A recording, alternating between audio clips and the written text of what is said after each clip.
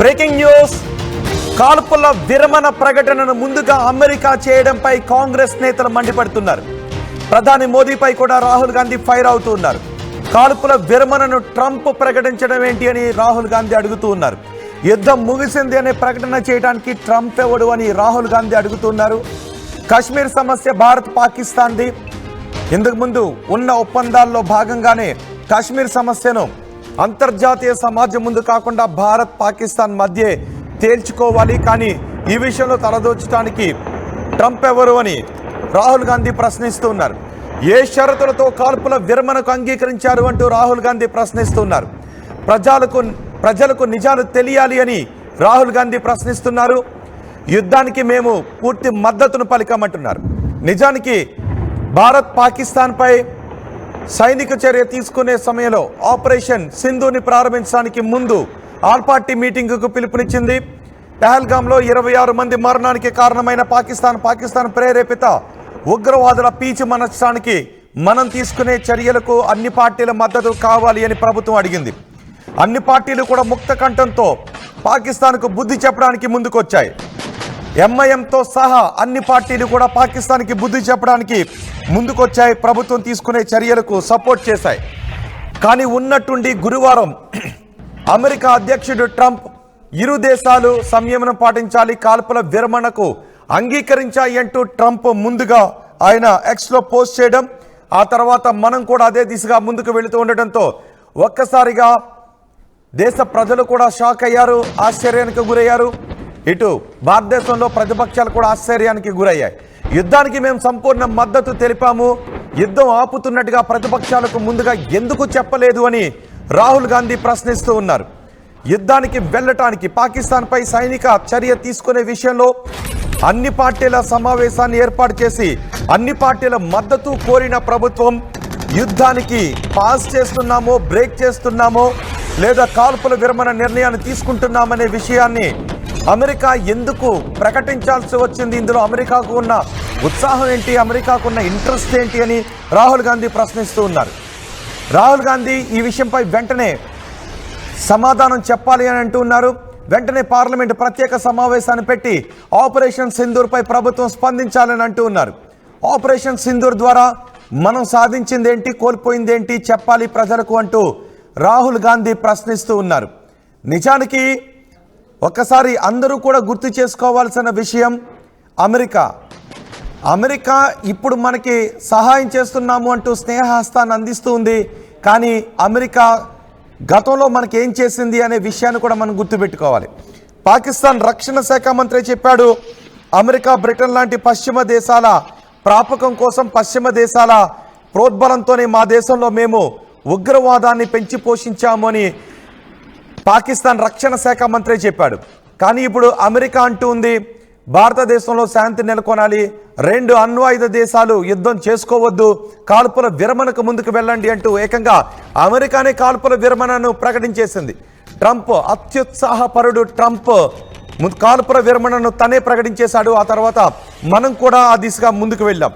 ఈ విషయంపైనే కాంగ్రెస్ సీరియస్ అవుతుంది. ఇప్పుడు మనం ఈ వీడియోలో, ఈ బులెటిన్లో చాలా విషయాలు మనం మాట్లాడుకోబోతున్నాం.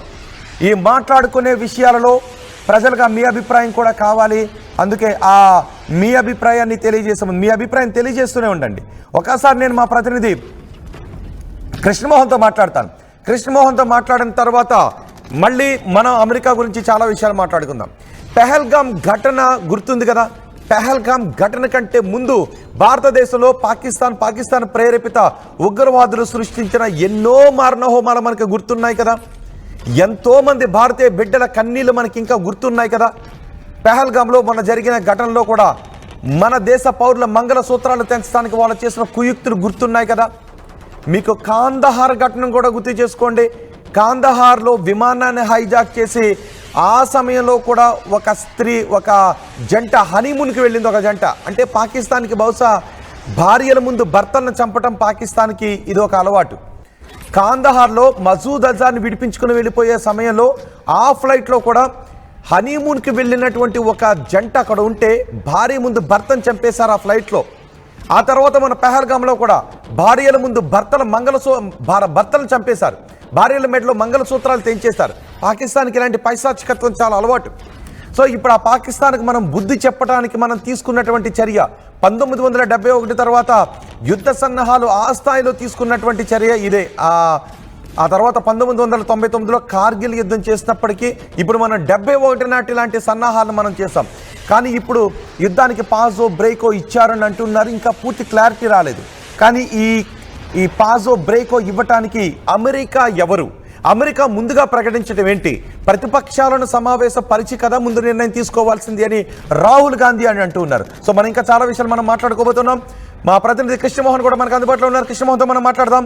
కృష్ణమోహన్, రాహుల్ గాంధీ ఇప్పుడు ప్రశ్నిస్తూ ఉన్నారు, ఈ సైనిక చర్య ద్వారా కోల్పోయిందేంటి, పొందిందేంటి? అసలు అమెరికా అధ్యక్షుడు ఎవరు? ఇక్కడ కాల్పుల విరమణ జరిగింది అని ముందుగా ప్రకటించడానికి ఇక్కడ మనం సపోర్ట్ చేసిన ప్రతిపక్షాలతో కదా సంప్రదించాల్సింది, కానీ అమెరికా అధ్యక్షుడు ఎవరు అని రాహుల్ గాంధీ ప్రశ్నిస్తున్నారు. ఎలా చూడాలి దీన్ని? డెఫినెట్ గా ఖచ్చితంగా ఈ వ్యవహారంలో రాహుల్ గాంధీ కావచ్చు, లేకపోతే ఎప్పుడైతే నిన్న సీజ్ ఫైర్ అని చెప్పి ప్రకటించిన తర్వాత నుంచి మొన్నటి నుంచి జరుగుతున్న ప్రశ్నలు మోడీ ప్రభుత్వాన్ని ఉక్కిరిబిక్కిరి చేస్తున్నాయి. వాస్తవంగా ఇప్పుడు లేనింతగా మోడీ గవర్నమెంట్ మీద భారత ప్రజలు కావచ్చు, లేకపోతే కొన్ని విపక్షాలు కావచ్చు, భారతదేశం మొత్తం కూడా ఎందుకు సీజ్ ఫైర్ ని ప్రకటించాల్సిన పరిస్థితి ఎందుకు వచ్చింది? అసలుకి అమెరికా ఎవరు?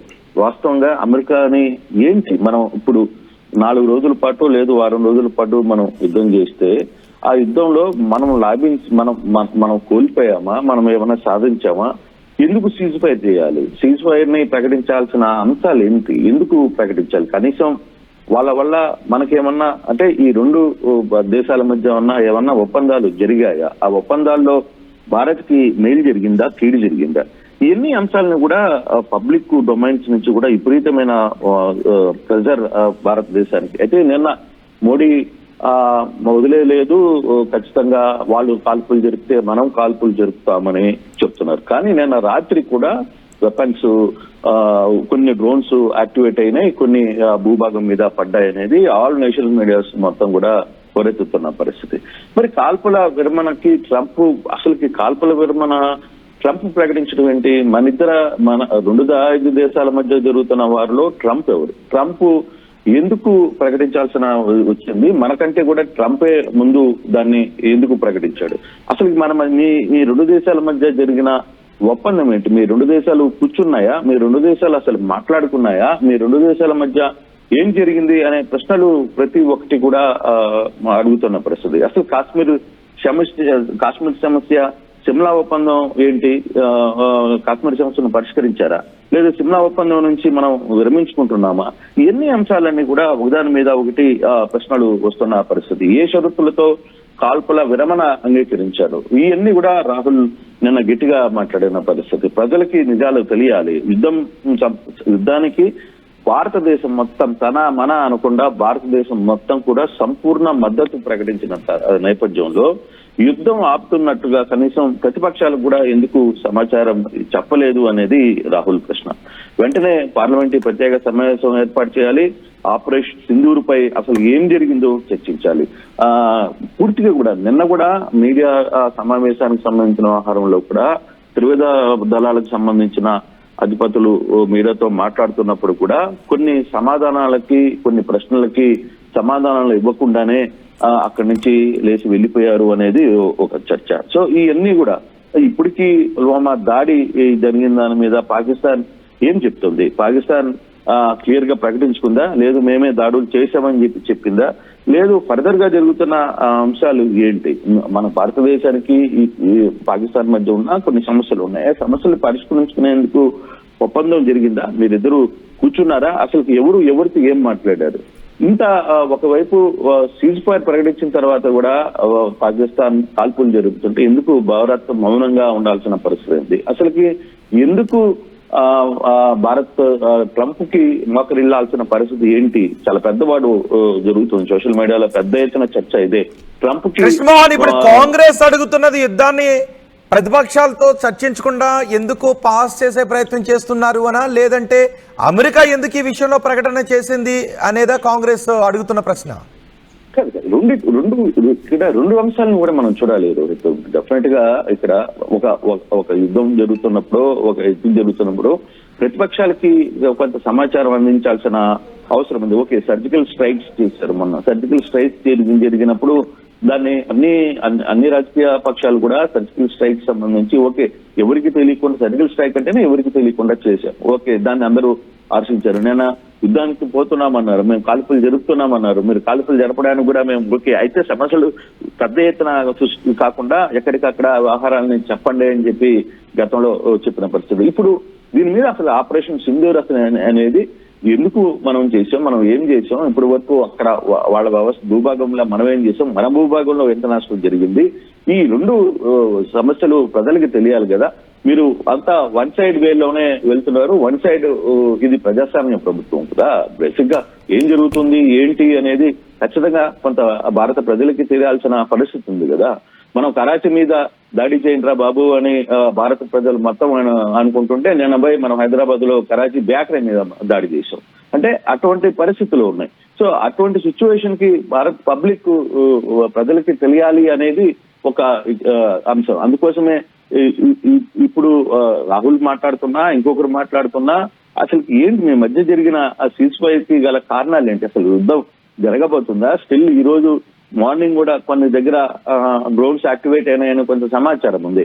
సో ఈ రోజు కూడా మీరు ఎందుకు మౌనం వహించాల్సిన పరిస్థితి ఏంటి? ఎందుకు సైలెంట్ గా ఉన్నారు? లేదు యుద్ధం విరమణ అనుకున్నప్పుడు రెండు వాళ్ళ సైన్యం కావచ్చు, మన సైన్యం కావచ్చు, పాక్ సరిహద్దులో వెనక్కి వచ్చేసాయా? కృష్ణమోహన్, మన గురువారం ఎప్పుడైతే అమెరికా ఈ ప్రకటన ముందుగా చేసిందో అప్పటి నుంచి అందరిలోనూ వస్తున్నటువంటి ప్రశ్నలు ఇవే.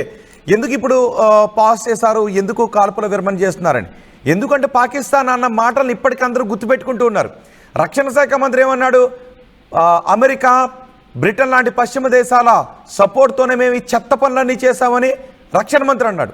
అంతేకాదు Pakistan air vice marshal Aurangzeb కూడా అన్నాడు, పుల్వామా దాడి కూడా మన వ్యూహాత్మకమే అని అన్నాడు. పుల్వామా దాడిలో మన భారత సైనికులను చనిపోయాం, సుమారు 40 మంది వరకు కోల్పోయాం. ఆ దాడి ఘటన కూడా ఇప్పటికీ భారతదేశంలో కూడా ప్రతిపక్షాలు కొన్ని రకాల మాటలు మాట్లాడుతుంటుంటారు, కొన్ని విమర్శలు చేస్తుంటుంటారు. కానీ పుల్వామా దాడి పాకిస్తాన్ వ్యూహాత్మక చర్య అని ఆ ఎయిర్ మార్షలే అన్నాడు. సో ఇది పాకిస్తాన్ దొంగ బుద్ధి. ఇలాంటి సమయంలో అమెరికా ఎలా కలగజేసుకుంటుందని చాలా మంది ప్రశ్నిస్తూ ఉన్నారు. ఎలా చూడాలి?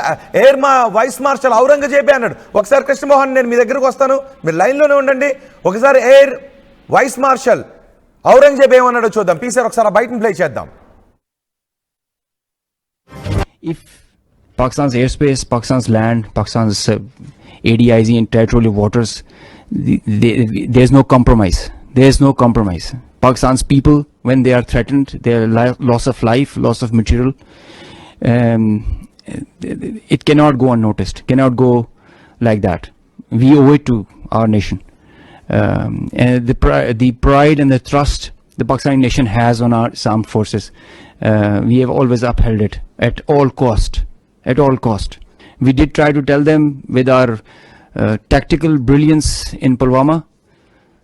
Now we showed them our operational prowess and strategic guile and guide, and I think they should. విన్నారా ఈ మాటలను? పాకిస్తాన్ ఎయిర్ వైస్ మార్షల్ ఏమన్నాడో విన్నారా? పుల్వామా దాడి ఘటన, పుల్వామాలో మనం చాలా వ్యూహాత్మకంగా వెళ్ళామని. పుల్వామా ఘటన దేశ పౌరులందరూ గుండెల్ని పిండేసింది కదా, పెహల్గాం ఘటనలాగా. ఈ పుల్వామా ఘటన కూడా మా వ్యూహాత్మక ప్లాన్ అంటూ ఉన్నాడు. ఇప్పుడు అంటూ ఉన్నాడు, దేశ ప్రజల కోసమే పాకిస్తాన్ ఆర్మీ ఉంది, పాకిస్తాన్ ఆర్మీలో దేశ ప్రజల ఔన్నత్యం ఇమిడి ఉంటుంది అని పాకిస్తాన్ ప్రజల గురించి మాట్లాడుతున్నాడు ఈ వైస్ మార్షల్. పుల్వామా దాడి గురించి ఇప్పటికీ మన దేశంలో కూడా కొన్ని పార్టీలు విమర్శలు చేస్తూ ఉన్నాయి. కానీ ఇది విన్నారా? విమర్శలు చేసే పార్టీలు ఇది కూడా వినాలి. పుల్వామాలో మనం చాలా వ్యూహాత్మకంగా వెళ్ళామన్నాడు. కావాలంటే మీకు మరికొద్దిసేపట్లో మరోసారి వినిపిస్తాను. సో పుల్వామా లాంటి భయంకరమైనటువంటి దాడుల్లో కూడా మనం వ్యూహాత్మకంగా వెళ్ళామని ఈ పాకిస్తాన్ ఎయిర్ వైస్ మార్షల్ అంటూ ఉన్నాడు. ఇలాంటి సమయంలో మనం ఇప్పుడు పాకిస్తాన్కి కంప్లీట్ బుద్ధి చెప్పబోతున్నాము, ఇప్పుడు పౌరుల ప్రాణాలు తీసిన తర్వాత. కానీ అమెరికా వచ్చి మధ్యలో కాల్పుల విరమణ అంటూ ముందు ఎలా ప్రకటిస్తుంది అని రాహుల్ గాంధీ అడుగుతూ ఉన్నారు. దేశ ప్రజలు కూడా అందరిలోనూ ఇదే డౌట్స్ వస్తున్నాయి. ఎస్ కృష్ణమోహన్, నేను ఇప్పుడు మీ దగ్గరికి వస్తున్నాను. మొన్న రక్షణ శాఖ మంత్రి, పాకిస్తాన్ రక్షణ శాఖ మంత్రి, పాకిస్తాన్ సపోర్ట్ ఉంది, బ్రిటన్ సపోర్ట్ ఉంది, మేము ఉగ్రవాదాన్ని పెంచి పోషించామన్నాడు. పుల్వామా లాంటి ఘటనలో కూడా కొన్ని వేరే ఉద్దేశాలను వెతుకుతున్నటువంటి పార్టీలు ఇప్పటికీ మనకు కనిపిస్తుంటుంటాయి. కానీ ఈ వైస్ మార్షల్ చేసినటువంటి ప్రకటనతో పుల్వామా దాడి కూడా వీళ్ళ దురుద్దేశమే అనే ఒక విషయం అర్థమైపోయింది. కానీ ఇప్పుడు అమెరికా వచ్చి కాల్పుల విరమణ గురించి ప్రకటన చేసింది. డెఫినెట్ గా అయితే ఈ వ్యవహారంలో మనం దాన్ని చూస్తుంటే చాలా ప్రశ్నలు 7వ తారీఖు మొన్నటి నుంచి 5 గంటలకి సీజ్ ఫైర్ తర్వాత నుంచి కూడా చాలా ప్రశ్నలు ఉదయిస్తున్నాయి. చాలా ప్రశ్నలు పబ్లిక్ డైరెక్ట్ గా అడుగుతుంది. ఒకవైపు మేమే ఉగ్రవాదాన్ని పెంచి పోషిస్తున్నాం, మా ఈ 2 దేశాల కోసం మేము చేయక తప్పలేదు అని చెప్పి పాకిస్తాన్ రక్షణ శాఖ మంత్రి చెప్పారు. మరోవైపు ఇప్పుడు వాయుసేన వైస్ చైర్మన్ ఔరంగజేబ్ క్లియర్ గా దాంట్లో పుల్వామా దాడిలో ఆ దాడిని మేము స్టిల్ ఈ రోజు కూడా మేము ఓన్ చేసుకుంటున్నాం, మా అద్భుతమైన ఎత్తుగడలు దాంట్లో చూపించాం, మా కార్యదక్షత, మా వ్యూహాత్మకత, మా చతురత ఇవన్నీ కూడా ఈ పుల్వామా దాడిలో మేము చూపించగలిగామని చెప్పి ఓపెన్ గా చెప్తున్నారు. కానీ దీనికి ఇటువంటి వాటికి మన సైన్యం దగ్గర నుంచి నిన్నటి దాకా ఆహా ఓహో అన్నారు, పెద్ద ఎలివేషన్స్ ఇచ్చారు. అసలుకి ఆ ఎలివేషన్స్ అద్భుతమైన ఎలివేషన్స్ మనం చూసాం. సో ఏదో జరగబోతుంది, మనం చాలా కాలంగా ఉన్న భారత ప్రజల కోరిక మొత్తం ఇక్కడ ఉన్న భారత సర్వసామాన్యంలో సంబంధించిన దాంట్లో మొత్తం కూడా అన్ని కులాలకి మతాలకి అతీతంగా అందరూ కూడా భారత్కి తగిన బుద్ధి చెప్పాలని ఏకకంఠంతో మనం ముందుకు చెప్పిన పరిస్థితి. ప్రతి పబ్లిక్ భారత్ ప్రధానికి, భారతదేశానికి, భారత్ తీసుకుంటున్న ఇప్పుడున్న ప్రభుత్వానికి పూర్తిగా మద్దతు ఇచ్చారు. కానీ తీరా ఏం జరిగింది? ఇప్పుడు ఆ ప్రశ్నలకి సమాధానం కూడా వాళ్ళు చెప్పాల్సిన పరిస్థితి ఉంది. అదే రాహుల్ గాంధీ కావచ్చు, లేకపోతే ఖర్గే కావచ్చు, ఇతర నేతలందరూ కూడా మాట్లాడుతున్న పరిస్థితి. అసలుకి ఏదైతే సింధూర్ ఆపరేషన్ అన్నామో, ఈ దాడి వల్ల మొన్న జరిగిన దాడి వల్ల కొన్ని వందల మంది